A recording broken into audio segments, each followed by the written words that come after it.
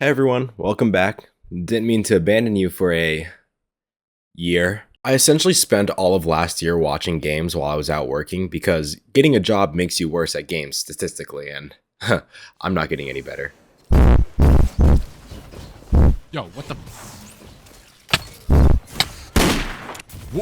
What? Did you see that? But this one clip just stuck with me. They just don't. They don't know what b-hopping is. They just don't. Yeah, they just time it. I guess in Valorant it's also easier. Oh yeah. Wait, this is actually. Oh my god. Wait, At what point did ability usage go too far? And unfortunately, I'm going to be the one that's answering this question. I can barely read my own script, so good luck trying to decipher this entire video. What does this even mean? But to answer my initial question, we need to go far into the past, very far into the past, to 1998, with the release of Rainbow Classic and the first of the 13 installments of Rainbow. Did anyone know that there was 13 games of Rainbow? Unlike the modern version of R6, Classic had you fighting against AI rather than other players. And unfortunately, you don't get to play as a disabled person or a furry. This is where ability started. Heartbeat sensors gather information by sensing hearts. I know, it's a big brain twister there. Frag grenades, which are used for punishing someone who refuses to move. Breach charges, which opens up areas for more flank routes. And flashes, which Seriously, every game will have at least one of these as an ability. Stims, jump pads, grappling hooks, cameras, scans, live pings, cluster missiles, mollies, poison or gas, tripwires, smoke grenades, trophy system, flash. Damn it. You get the idea. Say someone is camped up in the corner of a room, pissed scared and just waiting to get a cheesy kill on you with that shotgun. You could simply ego challenge to show how superior you are compared to that person, proving that it was never a 50-50 and it was all skill based. But only my subscribers are like that, and damn near all of you are not subscribed, so you're likely to get clocked. Not even as a joke? That is insane. I am shamelessly plugging. Please subscribe. Please subscribe. Please. Rather, you could flush him out with fire, get an accurate ping on him to get an aim advantage, flash him so he can't see.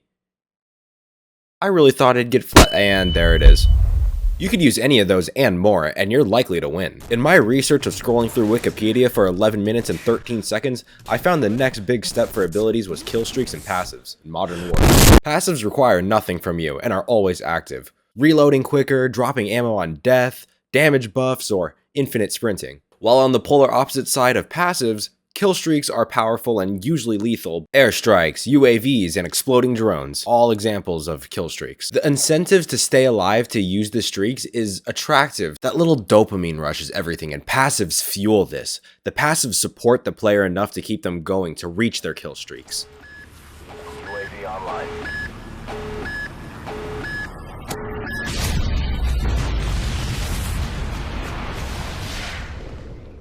A little step back, we'll reach Team Fortress and its introduction to the class system.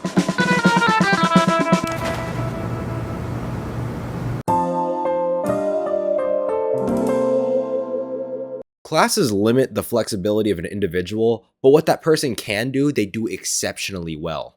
For example, Medic, Engineer, and the Heavy can all heal, but Medic's healing is by far better than the others. Very much better than the others. The Mercs of TF2 paved the way for class-based combat, and they did so perfectly. No character steps on the boots of another. There's a purpose for every ability, and there isn't someone who just can do it all at the same time. The point in which abilities were changed forever comes with a game that is either loved or loathed, or both by many. Right behind you. Overwatch. Overwatch 1 in specific, the first omen of the end. I know it's easy to hate on Overwatch, but it was revolutionary when it came out. Team play and abilities changed for the better or worse because of it. Overwatch had an extremely diverse cast of characters who have their own unique set of attributes and characteristics. The biggest changes came in cooldowns and crowd control. Cooldowns gave you an infinite amount of abilities at the cost of time, and crowd control is meant to either single out someone or sometimes more people. And then there's ultimates. Ultimates were added and they were basically a character's They were made to change a battle and its tempo to your favor. However, ultimates had a cost in time and in skill, so you can't just spam them over and over and over again. That wouldn't happen until 2024.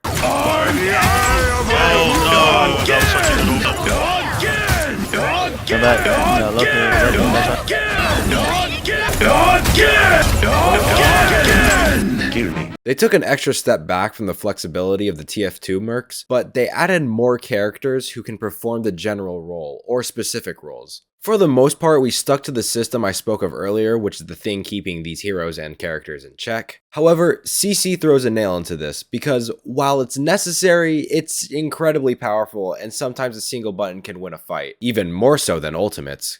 But the core ideas of support, damage, mobility, and recon was untouched even with all of these new additions. And when abilities did overlap, they were usually held back by a cooldown, the health pool, vulnerability, or some outside factor. They were pretty good at it. As long as they don't start letting abilities do too many things, then there should be nothing that can go wrong. Right? Characters in hero shooters have been pushed to be stronger and stronger in certain attributes rather than different niches to have coverage over all playstyles. Here's an example: Deadlock and Killjoy in Valorant. I'm going to try to make it as easy to understand even if you don't know about the game. Killjoy and Deadlock both hold down an objective on the map. However, they do it much differently. Both of these characters can hold down an objective perfectly fine. However, Killjoy is better at chipping away, and Deadlock is much better at making it hard to fight back and flood the objective. Now that's covering different playstyles, and unfortunately there's not many of those examples now. There's more examples of characters stepping on each other's toes and conflicting with each other rather than broadening the playing field. Even in newer games like Marvel Rivals, even then they're having this issue. Definitely not as bad as the predecessors, but we still can't get it right. By far the worst example of abilities was Seer from Apex. At release, he was better than Bloodhound in every possible way. Let's compare these two characters. Bloodhound was able to see the actions of players and how recently they were doing those actions as a passive. Their tactical is a scan, which was able to scan in a cone ahead of them to see if there was any players or traps. And finally, their ultimate granted a huge speed boost, faster scans, and you could see players highlighted in red, although it makes a very loud sound when you pause it. Seer's passive can detect heartbeats at the range of Bloodhound scans with no cooldown. His tactical His tactical can scan in a giant cylinder forward, which flashbangs, stops abilities, revives, and healing temporarily, deals 10 damage to whoever's in it, marks your locations for several seconds, revealing your current health bar, and if you want to get real, it can hit you with a loud noise so that you can't even hear what's going on. And it can hit through walls at around the same cooldown. His ult opens up and detects any noise and movement on the inside of it. You know, in case having your heartbeat sensed at no cooldown wasn't enough detection for you. That was the worst I've seen in any game. Abilities went wrong when they do too much. It's as simple as that. Moral of the story, Overwatch permanently damaged abilities in games. I want Titanfall 3, and I no longer want Pete to run Destiny. Thank you, thank you, thank you. I'm here every Friday.